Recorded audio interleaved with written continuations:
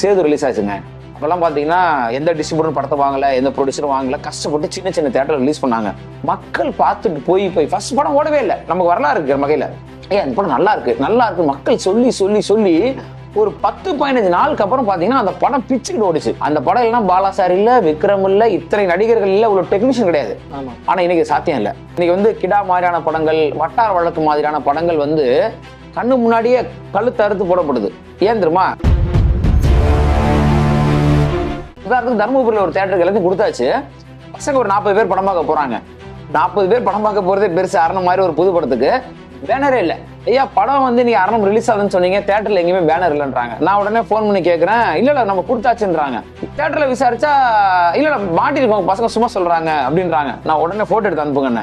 Photo எடுத்தா பேனரே இல்லை. திட்டமிட்டே வந்து சிறிய படங்களை திரையரங்குகளே தடுத்துட்டு இருக்காங்க. கேட்டா இருக்கிற பதில் சொல்லுவாங்க, கரண்ட் பில்லு கூட எங்களுக்கு வரமாட்டேதுங்க, 10 பேர் கூட பார்க்க மாட்டேங்கிறாங்க, 20 பேர் கூட வந்து பார்க்க மாட்டேங்கிறாங்க. இது ஒரு முட்டாள்தனமா இருக்கு. நம்ம முதல்ல படத்தை போட்டாதானே வந்து பார்ப்பாங்க. முதல் நாளே வரதுக்கு விஜய் படமா ரஜினி படமா, முதல் நாளே போஸ்டர் வைக்க மாட்டேங்கிற, நீ பேனரும் வைக்க மாட்டேங்கிற, தேட்டருக்கு வர்றவங்க எல்லாம் மாத்தி நீ மின்னலுக்கும் திரிஷாலா நாயகருக்கும் மாத்தி வேற படத்துக்கு அனுப்பி விட்டு இருந்தீங்கன்னா எப்படி ஒரு புது படம் ஓடும்? ஃபர்ஸ்ட் 15 பேர் போயிருக்காங்க, அப்புறம் 4 பேர் போயிருக்காங்க, அப்புறம் 6 பேர் போயிருக்காங்க. எல்லாத்தையுமே வந்து படம் இல்ல இன்னைக்கு ஷோ கேன்சல் சொல்லியிருக்காங்க. நம்ம காசு செலவு பண்ணி நம்ம படத்தை கொடுத்து தேட்டர்ல போற வரைக்கும் கொண்டு போய் சேர்த்து அதை போடுறதுக்கு நீங்க வலிக்குது அப்படின்னா எப்படிங்க ஜெயிக்கும்? ஒரு படம் வந்து அனுமணி ஒரு படம் ஓட்டிட்டு இருக்கு, அது நம்ம படமே கிடையாது, தமிழ் படமே கிடையாது, ஆனா அதுக்கு முக்கியத்துவம் கொடுக்குறாங்க. நடிகர் விஷால் அவர்கள் கூட சமீப காலத்துல சொல்லியிருந்தாங்க, இந்த மாதிரி சின்ன தயாரிப்பாளர் யாரும் படம் எடுக்க வராதிங்க அப்படின்ட்டு. அதை பத்தி நீங்க என்ன நினைக்கிறீங்க? அது ரொம்ப தப்புங்க. அதாவது இந்த ஆடியோ லான்ச்ல பெரிய பிரச்சனை நடந்தது இந்த அமலா சாஜை பத்தி. இல்ல அந்த பேசுற அளவுக்கு ஒன்றும் அவ்வளவு பெரிய பொண்ணு கிடையாது. அது தாண்டி நான் 2003 வரும்போது அது அந்த பொண்ணு பிறந்திருந்துச்சா இல்ல என்ன பண்ணிச்சு கூட தெரியல. ஜிபி முத்தா இருக்கட்டும், திருச்சி சாதனாவா இருக்கட்டும், காத்து கருப்பு கலையா இருக்கட்டும், கவிதை கோபால், ஓட்டே ரிஷபா, இந்த மாதிரி போன்றவர்கள்லாம் வந்து தன்னுக்குள்ள இருக்கிற சின்ன சின்ன திறமையை வச்சு இந்த வலைத்தளத்துல பிரபலமாகறாங்க. அது எனக்கு என்னமோ அவங்க தப்பான பாதையில போறாங்களோ, தப்பான கண்ணோட்டத்துல போறாங்களான்ற மாதிரி தோணுது. நீங்க என்ன சார் நினைக்கிறீங்க அதை பத்தி? ஆக்சுவலா நீங்க சொன்னவங்க எல்லாரும் பாவப்பட்ட ஜென்மம். நீங்க நல்லா பார்த்தீங்கன்னா. வணக்கம் சார். வணக்கம், எப்படி இருக்கீங்க? நல்லா இருக்கேன் சார், நீங்க எப்படி இருக்கீங்க? நல்லா இருக்கேங்க. அரணம் படம் வெற்றி அடைஞ்சிருக்கு சார். எங்க சேனல் சார்பா நாங்க வாழ்த்துக்கள் தெரிவிச்சுக்கிறோம். நன்றி. நல்லா போயிட்டு இருக்குங்க, ரொம்ப மகிழ்ச்சி. ஏன்னா ஒரு எளிய திரைப்படம், அதுவும் வந்து நான் வந்து முன்வைத்த அந்த வாதங்கள், முன்வைத்த அந்த சிக்கல்கள் எல்லாம் எதிர்கொள்ளும் போது எனக்கு வந்து ரிலீஸ் ஆகாதுன்னு நினைச்சேன். ரிலீஸ் பண்ண விட மாட்டாங்கன்னு நினைச்சேன். ஆனா என்ன சொல்றது, 2024 முதல் வெற்றி படமா அரணம் இருக்கு. அதுல எனக்கு பெரிய மகிழ்ச்சி. ஏன்னா அரணம் மாதிரியான சின்ன படங்கள் ஜெயிக்கணும், எளிய படங்கள் ஜெயிக்கணும். ஏன்னா 200 கோடி 300 கோடி படங்கள் ஜெயிக்கிறது வந்து ரொம்ப எளிமையா பண்ணிட முடியும் அவங்களால. ஆனா நல்ல கதையம்சத்தோடு உள்ள படங்கள் ஜெயிக்கிறது தான் இன்னைக்கு முக்கியமா இருக்கு. கிட்டத்தட்ட பாத்தீங்கன்னா ஜனவரி 5 ரிலீஸ் ஆச்சு, ஒரு வாரம். அதுக்கு அடுத்த வாரம் வந்து பொங்கல் படங்கள் எல்லாமே 4-5 படம், எல்லாமே பெரிய படம். அதெல்லாம் தாக்கே பிடிக்காதுன்னு சொன்னாங்க. கிட்டத்தட்ட முதல் வாரமே எனக்கு 150 திரையரங்களோட படம் வந்தது. அதுக்கப்புறம் வந்து இந்த அரசியலாம் இருந்துச்சு, பிரச்சனை தாண்டி 2வது வாரமும் படம் நின்றுச்சு. இப்போ 3வது வாரத்துல படம் வந்து ரொம்ப நல்லபடியா போயிட்டு இருக்கு. என்னுடைய வெளியீட்டாளர் என்ன சொன்னார்னா, கண்டிப்பா அரணம் 4வது வாரமும் போகும் சார் அப்படின்னாரு. அப்படி நடக்கிற பட்சத்துல இந்த அரசியலையும் தாண்டி என்னால வந்து 4வது வாரத்தையும் படத்தை கொண்டு போக முடிஞ்சதுன்னா எனக்கு தெரிந்து 2024 முதல் 25 நாள் படமா அரணம் இருக்கும்.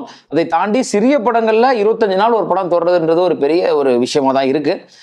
இப்பயும் கும்பகோணம் MSMல, மதுரை ஷால, எல்லா ஊர்லயுமே ஓரளவுக்கு நிலைநிறுத்தி படம் நல்லபடியா போயிட்டு இருக்கிறத பார்க்கும்போது, மக்கள் ஏத்துக்கிறத பார்க்கும்போது மகிழ்ச்சியா இருக்குங்க. இந்த மாதிரி சின்ன திரைப்படங்கள்லாம் வந்து ரிலீஸுக்கு இவ்வளவு கஷ்டப்படுறாங்க. இத்தனை பேர் கூட்டத்துல நீங்க உங்களோட படத்தை வெளிக்கொண்டு வந்தீங்க. அந்த வெளிக்கொண்டு வரதுக்கு நீங்க என்னென்ன மாதிரி கஷ்டங்கள் பட்டீங்க? பெரிய போராட்டமா தான் இருந்தது. ஏன்னா ஒரு சின்ன உதாரணம் சொன்னா, நான் ஜனவரி 5 வந்தேன். எனக்கு முன்னாடி வந்து டிசம்பர் 29 பாத்தீங்கன்னா 13 தமிழ் படங்கள் ரிலீஸ் ஆச்சு. 13. என்ன கொடுமைன்னா அதுல எதுவுமே அடுத்த கட்ட நகர முடியல. என்ன சிக்கல்னா இந்த அரசியல் தான். இந்த இப்ப என் படமே எடுத்துக்கங்களேன். இப்ப வந்து அவ்வளவு சண்டை போட்டிருக்கேன் நான் இதை எடுத்து போறதுக்கு. அதாவது கடைநிலை ஊழியன் வரைக்கும் இறங்கி வேலை செய்ய வேண்டியிருக்கு, நம்ம பேச வேண்டியிருக்கு. உதாரணத்துக்கு நம்ம வந்து என்ன பண்ணுவோம்னா, பொதுவாக படம் ரிலீஸ்க்கு டிஸ்ட்ரிபியூட்டர் சைட்ல இருந்து பேனரு, போஸ்டர்ஸ், வினையில எல்லாம் கொடுப்போம் இல்லைங்களா. உதாரணத்துக்கு தர்மபுரியில் ஒரு தேட்டருக்கு எல்லாத்தையும் கொடுத்தாச்சு. பசங்க ஒரு 40 பேர் படம் பார்க்க போறாங்க. 40 பேர் படம் பார்க்க போறதே பெருசு. அரணம் மாதிரி ஒரு புது படத்துக்கு பேனரே இல்லை. ஐயா படம் வந்து நீ அரணம் ரிலீஸ் ஆகுதுன்னு சொன்னீங்க, தேட்டர்ல எங்கேயுமே பேனர் இல்லைன்றாங்க. நான் உடனே ஃபோன் பண்ணி கேட்கறேன், இல்ல நம்ம கொடுத்தாச்சுன்றாங்க. தியேட்டர்ல விசாரிச்சா இல்ல மாட்டிருக்கோம் பசங்க சும்மா சொல்றாங்க அப்படின்றாங்க. நான் உடனே போட்டோ எடுத்து அனுப்புங்க. போட்டோ எடுத்தா பேனரே இல்லை.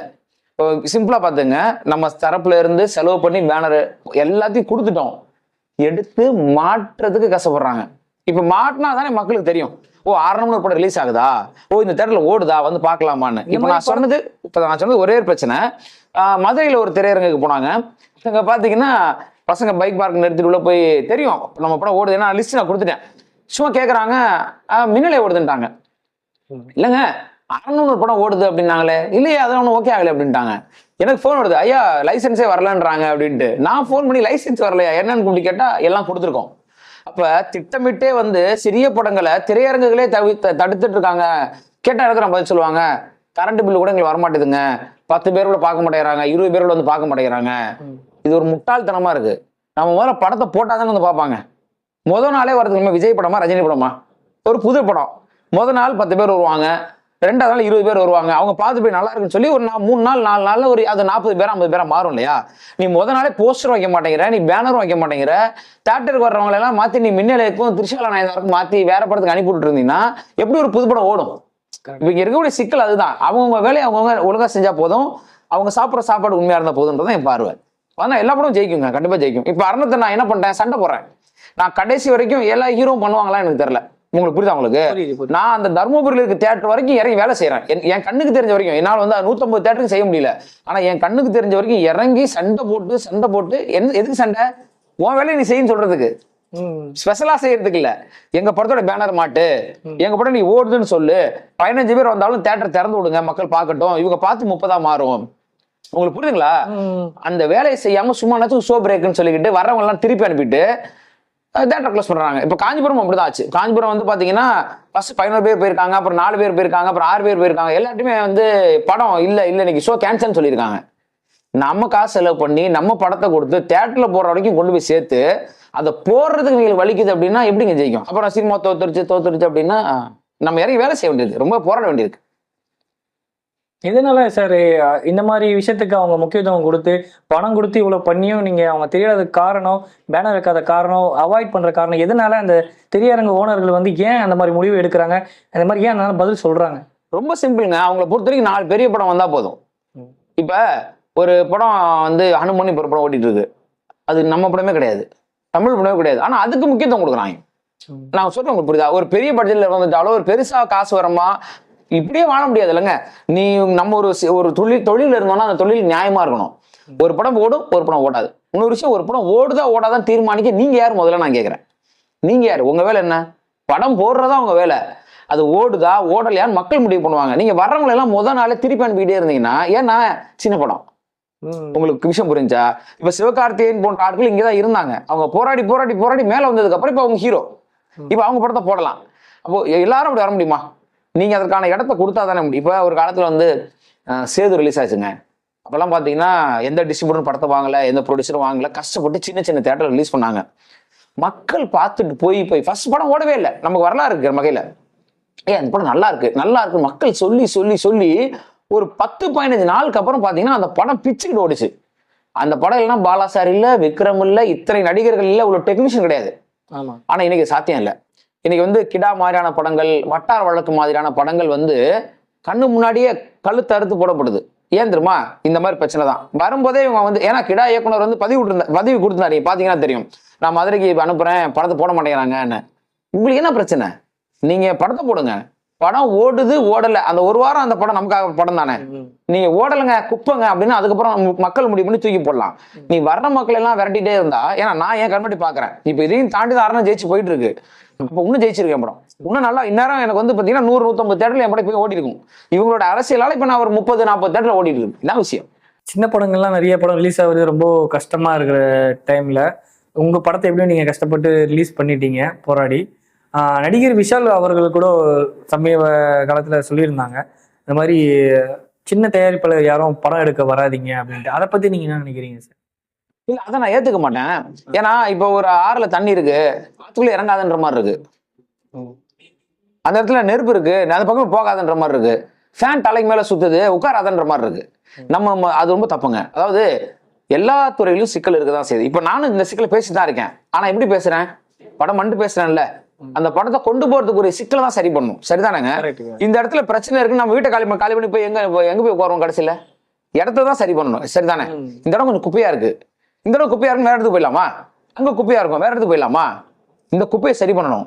இந்த இடத்த சுத்தம் பண்ணி இந்த இடத்த வாழக்கூடிய இடமா மாத்துறதுதான் ஒரு நல்ல கலைஞனுக்கு அழகு, நல்ல ஒரு பண்பாளனுக்கு அழகு. அப்ப சினிமா சரியில்லைன்னா நீ சினிமா தான் சரி பண்ணணும். நீ வரணும்னா வராத போன் வெளியே வரட்டு விட்டா நாளைக்கு உனக்கே வேலை இருக்காது. அது ஒரு ரொம்ப ரொம்ப முட்டாள்தாமா நான் பாக்குறேன். அந்த பார்வை கரெக்ட். ஆனா என்ன தெரியுமாச்சு, நான் ஒரு பாடலாசிரியர், என் கண்ணு முன்னாடி ஒரு 50 கம்பெனி நின்று போச்சு. படம் பண்ணலங்க. கிட்டத்தட்ட 50 தயாரிப்பாளர் என்ன பண்ணிட்டாங்க, ஐயோ விஷாலே சொல்றாருங்க, அவ்வளவு பெரிய சொல்றாரு, படம் பண்ண வேணான்றாருன்ட்டு போட்டு ஆபீஸை மூடிட்டு போனாங்க. இதுல யோசிச்சு பாருங்க, நம்ம சொன்ன இந்த கிடா மாதிரி, அயோத்தி மாதிரி, இந்த ஆடா மாதிரி வெற்றி படமா அதுல இருந்திருக்கும்ல. அப்ப அவரால் அந்த 50 படத்தோடைய இயக்குனர், அந்த டீம், அந்த நல்ல கதை எல்லாம் போச்சா? அது நியாயம் இல்லை, நான் அதை ஏத்துக்க மாட்டேன். என்ன தெரியுமா சொல்லணும், இப்ப நானும் தான் சொல்றேன், சினிமா பிரச்சனை தான் இருக்கு, அதை சரி பண்ணுங்கன்னு சொல்லி சண்டை போகணும். இன்னும் சொல்ல போனா என்னோட ஒரு அழுத்தி சொல்லலாம், இன்னும் சொல்றதுக்கான வாய்ஸ் இருக்கு. இந்த பிரச்சனை சரி பண்றதுக்கு களத்துல இறங்கி நிக்கலாம். அவர் தான் நிறைய விஷயம்லாம் செய்யறாருல்ல. எனக்கு தெரிஞ்சு அவர் அதை செய்யணுமே தவிர படம் பண்ணாதீங்க, ஊருக்கு போயிடுங்க அப்படின்னா நாளைக்கு நீங்க என்ன பண்ணுவீங்க? இதே மாதிரி உங்களுடைய நிலைக்கும் உங்களையும் சுத்தி எல்லாரும் சொல்லிட்டா நாளைக்கு நீங்க என்ன பண்ணுவீங்க? வாழ நான் பாக்குற வேலைக்கு நான் நியாயமா இருக்கணும் இல்லையா? என் வேலையை நான் கெடுத்தேன். இப்ப நான் ஒரு இடத்துக்கு போயிட்டேன்றக்காக எனக்கு அடுத்து வரவங்களை நான் கொண்டேன்னா நல்ல மனுஷன் நானு, அது நியாயம் இல்லை. பாடலாசியா இருந்துட்டு இப்போ இயக்குனர் அவதாரம் எடுத்திருக்கீங்க, அதுக்கு என்ன காரணம் தெரிஞ்சுக்கலாமா சார்? இல்ல எதுவுமே திட்டமிடலாம் கிடையாது. இப்பயும் பாடலாசிரியர் தான், அது மாறாது. எனக்கு தமிழ் மீது காதல், தமிழ் மீது ஆர்வம். அதனாலதான் நான் மட்டும் பாட்டு எழுதுனா போதாதுன்னு மற்றவங்களும் சொல்லிக் கொடுக்குற வேலையெல்லாம் செஞ்சுட்டு இருக்கேன். பாடல் எழுதுறோம், எழுத்து தான் எல்லாத்துக்குமே முக்கியத்துவம் வைங்களேன். என்ன கேட்டீங்கன்னா, பாட்டுன்றதே 4 நிமிட சினிமா, அது இது 2.5 மணி நேரம் சினிமா, வித்தியாசம் பெருசா ஒண்ணும் கிடையாது இல்லையா? புரியுதுங்க. அப்ப எனக்கு அதை நான் கதை எழுதுறேன், அந்த கதைக்கு ஒரு திரைக்கதை வடிவமைக்கிறேன். இப்ப இந்த படத்தை பொறுத்த வரைக்கும், அரணம் பொறுத்த வரைக்கும் நீங்க பாத்துருப்பீங்க, ரொம்ப ட்விஸ்ட் அண்ட் டர்ன்ஸா படம் போகும். எனக்கு கேட்டீங்கன்னா ட்விஸ்ட்ல தான் படமே போகும். செகண்ட் ஹாஃப்லாம் இதை இன்னொரு இயக்குனர் கொடுத்து அவர் அதை எடுக்கிறது கஷ்டம். ஏன்னா அவங்களுக்கு பிடிக்கிறது கஷ்டம். அதனாலதான் நான் டைரக்ட் பண்ணேன் இந்த படத்தை. நடிக்கிறதுலாம் நான் பிளான் இல்லைங்க, நான் நடிக்கிறதா இல்லை இந்த படத்துல. ஆக்சுவலா இந்த படத்துக்கு 2 ஹீரோ புக் பண்ணிட்டேன். ஏன்னா என்னுடைய தயாரிப்பாளர்கள் எல்லாரும் சொன்னது நீங்க நடிங்க தான் சொன்னாங்க. இன்னும் சொல்ல போனா 2003 என்னுடைய திரைப்பயணம், இன்னைக்கு 2024, கிட்டத்தட்ட 21 வருடம் ஆச்சு நான் சினிமாவுக்கு எனக்கு நிறைய நடிக்க தான் வாய்ப்பு வந்தது. பாட்டு எழுத போறேன் சார், நீங்க நல்லா இருக்கீங்க, நீங்க நடிக்கலாமேன்னு கிட்டத்தட்ட ஒரு 5-6 திரைப்படங்கள் எனக்கு நடிக்க வந்த வாய்ப்பு நான் தான் விட்டேன். இல்லைங்க எனக்கு பாட்டு எழுதாம போதும், எனக்கு அது வேற ஒண்ணு இன்ட்ரெஸ்ட். அப்போ அது சரின்னு சொல்ல மாட்டேன். 2003-2004 அந்த சமயங்கள்ல, அதாவது அந்த 20 வருஷத்துல எனக்கு ஒரு 6 படம் நடிக்க வந்த வாய்ப்பு தான். நான் தான் நடிக்கலாம் இன்ட்ரெஸ்ட் இல்லைங்கன்னு விட்டுட்டேன்னு வைங்களேன். அரணம் கூட நடிக்க கூடாதுலாம் கிடையாது, பெரிய வேலை அது. டைரக்ஷனையும் பார்க்கணும், நடிக்கணும்னு கஷ்டம். நம்ம சினிமாவில் இருந்துட்டே தப்பு பண்ணக்கூடாதுன்றனால சும்மா இல்லை, பெரிய சும்மா இல்லை, அது வேணாம் அப்படின்னு இருந்தேன். ஆனா ஒரு சிச்சுவேஷன்ல ஒரு ஹீரோ பயணிக்க முடியாம போச்சு. அப்ப என் ப்ரொடியூசர் சொல்லிட்டே இருந்தது நீங்க நடிங்க தான். அந்த ஹீரோ யாருன்னு தெரிஞ்சுக்கலாமா? அது வேணாம், ஏன்னா இல்லைன்னு போது ஒருத்தர் நம்ம பதிவு செய்வேனா. அப்படி ஒரு சூழல் வந்ததுனால ஒரு மாசத்துல ஷூட்டிங் பார்க்க வேண்டிய ஒரு நிலை. அதனாலதான் நானே எடுத்து பண்றது ஆச்சு. அதை தாண்டி எனக்கு மண்டபத்துல இருந்தது ஒரு விஷயம் என்னன்னா, நம்ம பாட்டு எழுத வந்தோம், பாட்டு எழுதிட்டோம், ஆனா நம்ம கேட்காமலே ஒண்ணு தேடி வந்துட்டே இருக்கேன், நடின்னு சொல்லிக்கிட்டே இருக்கேன், நானும் தவிர்த்துக்கிட்டே இருக்கேன்னு எனக்கு ஒரு நாள் தோணுச்சுதான். ஒருவேளை அந்த 6 படத்தை பண்ணியிருந்தோம்னா அதுல ஒரு 3 படம் ஜெயிச்சிருக்குமோ, அந்த 3 படம் இன்னொரு 6 படம் கொடுத்துருக்குமோ. உங்களுக்கு புரியுது இல்லைங்களா? புரியுது. நான் ஒருவேளை இந்நேரம் ஒரு இடத்துக்கு இருந்திருப்பேனோ, நான் ஏன் விட்டுட்டேன்? அதை என்னை தேடி வந்த ஒரு வாய்ப்பா இருக்கு. இந்த இயற்கையோ இந்த பிரபஞ்சம் ஒன்று கொடுக்குதுன்ற மாதிரிலாம் எனக்கு ஒரு எண்ணம் இருந்தது. அரணத்துல அது நடக்கணும் எதிர்பார்க்கல. அதாவது சுத்தி அரணம் என்ன பண்ணி லாக் பண்ணிடுச்சு என்ன சொல்ல போனா, நீ தாண்டா பண்ணணுன்ற மாதிரி ஒரு சைனா ஃபீல் ஆகுது. ஆக்சுவலா எனக்கு என்னமோ இந்த பக்கமும் கொஞ்சம் நல்லா வரும்னு தோணுது. அவ்வளவு சீக்கிரமா இந்த மீடியா அங்கீகரிக்காதவங்களை, அதாவது மக்கள் கூட ஏத்துப்பாங்க, பத்திரிகை ஊடகங்கள் அவ்வளவு எளிமையா ஒரு கலைஞனை ஏத்துக்காது. எனக்கு ரொம்ப மகிழ்ச்சினா, தினத்தந்தி போல, தினகரன் போன்ற முன்னணி பத்திரிகைகள் கூட முதல் படம் போலவே தெரியல, பிரியன் தேறி இருக்கிறார், அப்புறம் இயக்குநராகவும் வெற்றி பெற்று இருக்கிறார்லாம் அவங்க ரிவ்யூ கொடுக்கும்போது, திரை விமர்சனம் எழுதும் பொழுது அரணத்துக்கு அவ்வளவு மகிழ்ச்சியா இருந்தது. ஏன்னா எவ்வளவு பெரிய பத்திரிகையாளர்கள் அந்த மாதிரியான ஒரு மூத்த பத்திரிகை நம்மளை அங்கீகரிச்சுக்குது. அப்ப நம்ம சரியா தான் செஞ்சிருக்கோம். நம்ம சரியா செஞ்சோம் நமக்கு தெரிஞ்சாலும் மத்தவங்க நீ நல்லா செஞ்சப்பான்னு சொல்லும் போது ஒரு மகிழ்ச்சி இருக்கும் இல்லையா? அந்த வகையில பாத்தீங்கன்னா நடிகராகவும் என்ன ஏத்துக்கிட்டாங்க, இயக்குனராகவும் என்ன ஏத்துக்கிட்டாங்க, அது பத்திரிகை ஊடகங்களும் ஏத்துக்குச்சு, மக்களும் ஏத்துக்கிட்டாங்கன்னு பார்க்கும்போது ரொம்ப மகிழ்ச்சி தான் எனக்கு. படம் நிறைய தடைகள் தாண்டி ரிலீஸ் பண்ணதாக சொல்றீங்க. இந்த ஆடியோ லான்ச்ல பெரிய பிரச்சனை நடந்தது, இந்த அமலா சாஜை பத்தி, அதை பத்தி கொஞ்சம் சொல்லுங்க சார். இல்ல அந்த பேசுற அளவுக்கு ஒன்றும் அவ்வளவு பெரிய பொண்ணு கிடையாது. அது தாண்டி நான் 2003 வரும்போது அது அந்த பொண்ணு பிறந்திருந்துச்சா இல்ல என்ன பண்ணிச்சுன்னு கூட தெரியல. அது அப்படி இல்ல விஷயம். என்னன்னா நான் அன்னைக்கு ஒரு 15 பிரச்சனை முன் வச்சேன். இந்த பிரச்சனை பெருசா எடுத்துக்கிட்டாங்க மக்கள் சொல்ற இந்த பசங்க அப்படின்ற மாதிரி தான் எனக்கு தோணுது. அது ஆக்சுவலா என்னன்னா, நம்ம ஒரு படத்துக்கு ப்ரொமோஷன் பண்றோம் இல்லைங்களா? இப்போ ஒரு படம் பண்றோம் அப்படின்னா, நம்ம படம் 1.5 கோடி ரூபாய்க்கு ஒரு படம் பண்ணியிருக்கோம். இந்த படத்துக்கு வந்து நம்ம ஒரு ப்ரொமோஷன் பண்ணணும்னா எவ்வளவு பண்ண முடியும்னு நினைக்கிறீங்க நீங்க?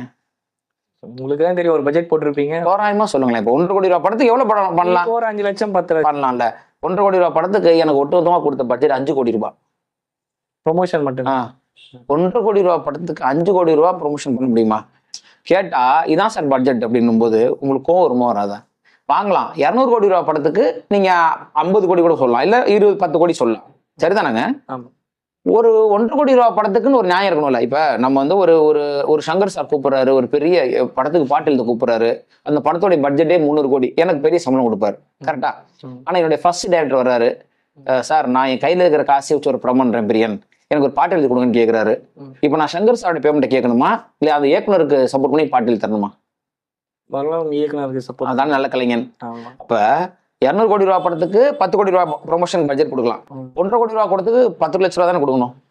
எனக்கு 5 கோடி ரூபாய் கொடுத்தா என் படமே 1.5 கோடி ரூபாய், நான் அதுக்கு 4 படம் பண்ணி தானே யோசிப்பேன். நான் ஒரு கலைஞன், நான் காசை தூக்கி சும்மா ப்ரொமோஷன் போடுவேனா, ஆகா 5 கோடி ரூபானா நான் அதுல ஒரு 3 படம் பண்ணுவேன் தான் நான் யோசிப்பேன். இன்னொரு நல்ல ஒரு 3 படத்தை மக்கள் கொடுக்கலாமேன்னு. அப்ப இன்னும் கோவம் தான் செஞ்சது. அந்த கோவத்தை பகிர்ந்துக்கும் போது பெயர்களை பதிவு செஞ்சேன். ஏன்னா 2 லட்ச ரூபா கேட்கணும்னு வரும் பொழுது அது எனக்கு கோவம் வந்தது. அந்த 2 லட்ச ரூபாயோட மரியாதை தெரியுமா, வேல்யூ தெரியுமான்ற கோவம் வேற ஒன்றும் இல்லை.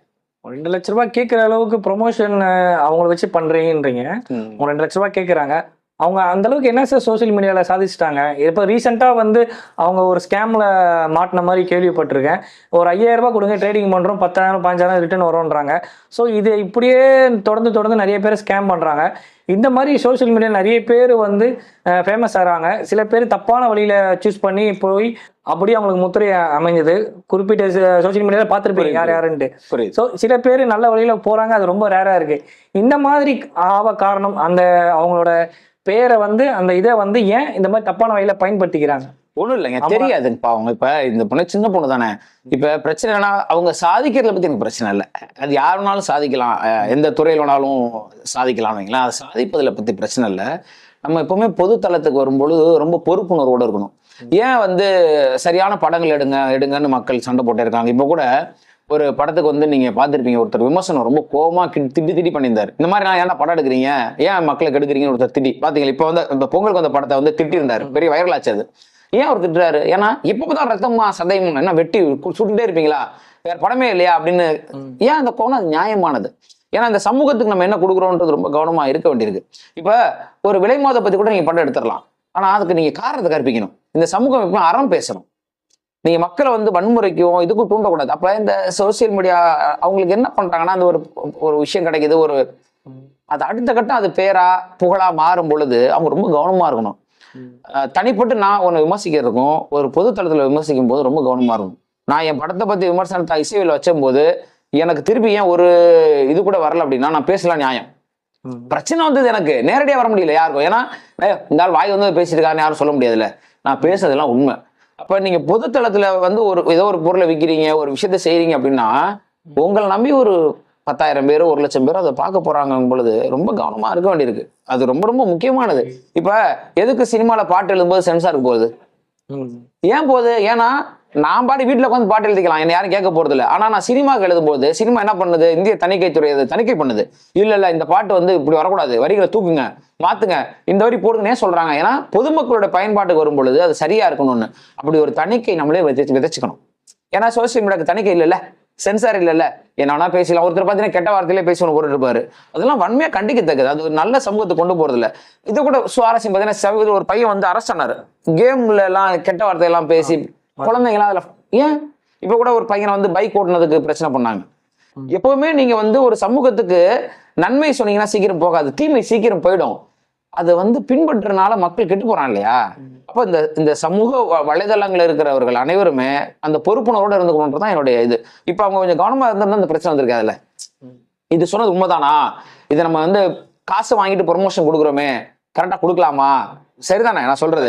ஒரு அரை மணி நேரமும் 1 மணி நேரமும் அதை விவாதிச்சு உறுதிப்படுத்திட்டு அந்த காசை வாங்கிட்டு அவங்க ப்ரொமோஷன் பண்ணியிருந்தாங்கன்னா இன்னைக்கு அதனால ஒரு பல பேருக்கு பணம் நஷ்டம் ஏற்பட்டிருக்காது, ஒரு கேஸ் போற அளவுக்கு போயிருக்காது இல்லைங்களா. நமக்கு தான் அது பொறுப்பு வேணும். அந்த பொறுப்பு அவங்களுக்கு வரணும்னு நான் கேட்டுக்கிறேன். இந்த இடத்துல இன்னும் சின்ன பிள்ளைத்தனமா இல்லாம கொஞ்சம் அவங்க பொறுப்பா இருந்து அவங்க சம்பாதிக்கட்டும், பேர் எடுக்கட்டும், சாதிக்கட்டும். அதே சமயத்துல கொஞ்சம் அறிவுபூர்வமா அந்த சமூக பொறுப்புகளோட நடந்துக்கிறது நல்லது. சரி, இப்போ பார்த்தீங்கன்னா சமூக வலைத்தளங்களில் நிறைய சோஷியல் மீடியாவில் வந்து பார்த்தீங்கன்னா இன்ஸ்டாகிராமு, ஃபேஸ்புக்கு, யூடியூப் நிறைய இருக்குது. அதில் நிறைய பேர் வெளியில் அவங்களோட திறமையை வெளியே கொண்டு வந்திருக்காங்க. ஜிபி முத்தா இருக்கட்டும், திருச்சி சாதனாவா இருக்கட்டும், காத்து கருப்பு கலையா இருக்கட்டும், கவிதை கோபால், ஓட்டேரி ஷபா, இந்த மாதிரி போன்றவர்கள்லாம் வந்து தன்னுக்குள்ள இருக்கிற சின்ன சின்ன திறமையை வச்சு இந்த வலைத்தளத்துல பிரபலமா வராங்க. அது எனக்கு என்னமோ அவங்க தப்பான பாதையில போறாங்களோ, தப்பான கண்ணோட்டத்துல போறாங்களான்ற மாதிரி தோணுது. நீங்க என்ன சார் நினைக்கிறீங்க அதை பத்தி? ஆக்சுவலா நீங்க சொன்னவங்க எல்லாரும் பாவப்பட்ட ஜென்மம். நீங்க நல்லா பார்த்தீங்கன்னா பெரிய படிப்பறிவு இல்லாத, பெரிய பக்குவம், நல்லா வச்சு பாருங்க. நீங்க சொன்ன யாராவது ரொம்ப மெச்சூர்டான ஆட்களான்னு வச்சு பாருங்களேன், உண்மையிலுமே அவங்க வளரலைங்க. சுத்தி இருக்கிறவங்க அவங்கள போட்டு பயன்படுத்தி அவங்கள செல்லா காசு ஆகிட்டு இருக்காங்க. நீங்க சொன்ன ஜிபி முத்தெல்லாம் தற்கொலைக்கு போயிட்டு வெளியே வந்தாரு. கரெக்டா உங்களுக்கு? நீங்க சொன்ன அத்தனை பேர் யோசிச்சு பாருங்க. அந்த பையன் கவிதை கோபால் ஆகட்டும், எல்லாருமே பாவப்பட்ட பசங்க. அவங்களுக்கு வந்து ஒரு ஒழுங்கா பேச கூட தெரியாது, ஒரு படிப்பறிவு கிடையாது, ஒரு அடிப்படையான வாழ்வியல் அனுபவம்லாம் அவங்களுக்கு இல்லை. அவங்களுக்கு அதை வச்சுக்கிட்டு மற்றவங்க தான் அவங்கள பயன்படுத்திட்டு இருக்காங்க. அவங்கள வந்து பொம்மை மாதிரி யூஸ் பண்ணிக்கிட்டு மீடியால கொண்டு போய் இறக்கி அவங்கள வந்து அசிங்கப்பட வச்சு, அவங்களுக்கு அது கூட தெரியல பாவம். எனக்கு ஏன்னா ஒரு படிச்சவங்க யாருமே கிடையாது. நீங்க சொன்ன யாருமே படிச்சவங்க கூட விட்டுருங்க, பக்குவமானவங்க யாரா சொல்லுங்க, தெரியுதா உங்களுக்கு? ஒரு பக்குவம் இல்லாத ஆட்களை பகடைக்காயா பயன்படுத்திக்குது, அதுதான் உண்மை. ஏன்னா அவங்களுக்கு அது தெரியல, அவங்க பாட்டுக்கு பேசிடுறாங்க, அதை வந்து சிரிக்கிறாங்க, அதை வந்து இது பண்ணிக்கிறாங்க, அவங்கள அசிங்கப்படுத்தி இந்த இன்னொரு கும்பல் அதை சம்பாரிச்சுட்டு இருக்குன்றதான் உண்மையை தவிர அவங்க அதையே பிரபலமா நினைச்சுக்கிறாங்க. இப்படிலாம் பண்ணா நம்மளை கை தட்டுவாங்க போல இருக்குன்னு அவங்களுக்கு பாவம் அது கூட தப்புன்னு தெரியாம அதை அவங்க செஞ்சுட்டு இருக்காங்கன்றதான் உண்மை. இப்போ ஒன்றும் இல்லைங்க, நம்ம யூடியூப் சேனல் வச்சிருக்கோங்க. இப்போ இந்த யூடியூப் சேனல்ல நீங்க எல்லாத்தையும் போட முடியாது, உங்களுக்கு உடனே காப்பிரைட் இஷ்யூ வரும். கரெக்டா? இப்போ என் பாட்டே இருக்கு, இப்போ நீங்க என்னோட நேர்காணல் எடுத்துட்டு இருக்கீங்க, என் மஸ்காரா போட்டு மயக்கிற நீங்க போட முடியுமா? போட்டீங்கன்னா காப்பிரைட் வந்துடும். அப்படி இல்லைன்னா நீங்க பணம் கட்டணும், சரிதானே? அப்ப எதையுமே முறைப்படுத்தினாதான் சரி வரும். இப்ப சினிமா தணிக்கைக்குள்ளுன்னு ஒண்ணு முறை இருக்கு, அதுக்குள்ள நியாயம் தரப்ப நான் பேசல, அதுலயும் சிக்கல்கள் இருக்கு. ஆனா குறைந்தபட்சம் எல்லாத்தையும் அசிங்கமா எடுத்துட முடியாது, கட் பண்ணிடுவாங்க. அப்போ ஒரு முறை இருக்கு. யூடியூப்ல நீங்க எல்லாத்தையும் போட முடியாது, சில பெயர்களை பயன்படுத்தும் போதும் சில விஷயங்களை பயன்படுத்தும் போதும் அதுக்கு தடை இருக்கு. நீங்க முறைப்படுத்தி தான் அதை பயன்படுத்த முடியும். அப்படி எல்லாத்தையும் இது முறைப்படுத்திட்டாங்கன்னு வைங்களேன், சரியா போயிடும். இது முறையற்று இருக்கு இல்லைங்களா? நாளைக்கு ஒருவேளை யூடியூப்க்கு சென்சாரு, நாளைக்கு இந்த மாதிரியான இன்ஸ்டாகிராமுக்கு எல்லாம் காப்பிரைட்டு சென்சார் கட்டணங்கள் வந்துருச்சுன்னு வைங்களேன், இதெல்லாம் காண போயிடும். இதெல்லாம் வரும்னு நினைக்கிறீங்களா? யூடியூப்ல சென்சார் வராதுன்னு நினைக்கிறீங்களா? இல்ல காப்பிரைட்ஸ் கண்டிப்பா வரும். சென்சார் எதிர்காலத்துல வந்தே தீரும், மாற்றமே இல்லை, வந்துதான் தீரும். ஏன்னா காப்பிரைட்ன்றது யூடியூப்ல ஆரம்பத்தில் கிடையாது, நம்ம எதை வேணா போட்டுட்டு இருந்தோம். ஆனா நம்ம கண்ணு முன்னாடி இன்னைக்கு நீங்க போட முடியாது, 15 செகண்ட் 10 செகண்ட் மேல நீங்க போட முடியாது. கரெக்டா இல்லையா? காப்பிரைட் வந்துருச்சு இல்லை இன்னைக்கு, யூடியூப் அனுமதியோட தான் நீங்க போட முடியும் இல்லையா? ஏன்னா என் படைப்பு அது நியாயங்க, அது என் பாட்டை நீங்க யூஸ் பண்றீங்களா, அதுக்கு ராயல்ட்டி கொடுன்னு அவங்க கேட்கறது தப்பே கிடையாது, அது நியாயம். அதே மாதிரி இப்ப அந்த பையன் வந்து கெட்ட வார்த்தை பேசி குழந்தைங்களை இது பண்ணதுனால அரெஸ்ட் பண்ணாங்கல்ல, நியாயம் அது. நம்ம ஒரு சமூக வலைதளங்களை ஒரு விஷயத்த பண்ணும் பொழுது எல்லாமே பண்ணிட முடியாதுல்ல. அதான் நான் இப்பயும் சொல்றேன், 4 சவுத்துக்குள்ள என்னென்ன பண்ணிக்கலாம். வெளியே பண்ணும்போது நமக்கு ஒரு பொறுப்புணர்வு இருக்கு. எதிர்காலத்துல கண்டிப்பா இன்ஸ்டாகிராமுக்கு, சோசியல் மீடியாஸுக்கு காப்பிரைட் வரும். நீங்க அடுத்தவங்க படைப்புகள் எடுத்து பயன்படுத்தும் போது பணம் கட்டி பயன்படுத்த சொல்றான், அவன் பயன்படுத்த வேணாம்னு சொல்லல. இப்ப நீங்க கூட மஸ்காரா போடலாம், அதுக்கான அமௌண்ட்டை பே பண்ணணும். பே பண்ணீங்கன்னா உங்களுக்கு ரைட்ஸ் கொடுப்பாங்க, இல்லையா பயன்படுத்த மாட்டீங்க. ஒரு நியாயம் தானே, அதான் நியாயம், சட்டமா தானே, அதுபடி வரும். தாண்டி இந்த மாதிரியான நம்ம நிறைய பாக்குறோம், போலீஸ்காரங்க அரெஸ்ட் பண்ணிட்டே போயிட்டு இருக்காங்க நிறைய பேரை தொடர்ந்து. நீங்க பாருங்க, ஒருத்தர் வந்து கேரளால கூட பெரிய மீச வச்ச ஒருத்தர் அரெஸ்ட் பண்ணாங்க, பொண்ணுங்களை ரொம்ப ஏமாத்திட்டாருன்னு. ஏன் வந்துகிட்டே இருக்குன்னு நினைக்கிறீங்க? இது எல்லாத்துக்கும் ஒரு முறை இல்லாம இருக்கு.